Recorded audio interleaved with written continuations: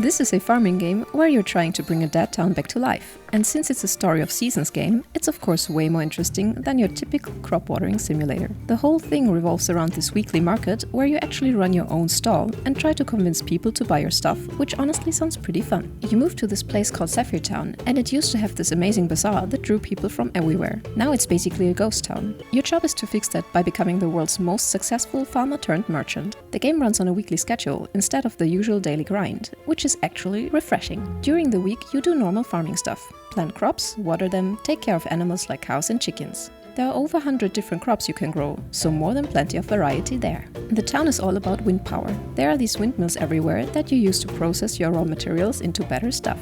The windier it is, the faster everything processes, so you actually have to pay attention to the weather. You can also glide around town with this little glider thing, and again, wind affects how fast you go. On really windy days, you can reach places you normally can't.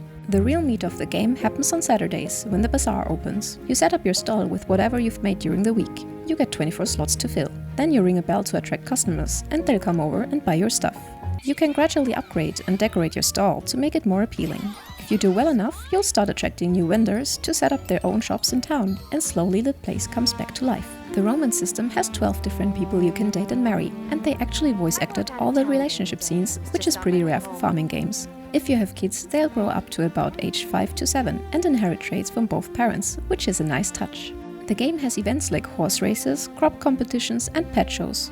You can fish, catch bugs, cook meals and hang out with the townspeople. This is actually a remake of an old DS game from 2008, but they've completely rebuilt it with 3D graphics, made the world bigger, added new characters and basically enhanced everything. What makes this stand out most from other farming games, even very good ones, is really the bazaar aspect. Instead of just selling stuff to faceless shops, you're actually running a business and trying to revive an entire town.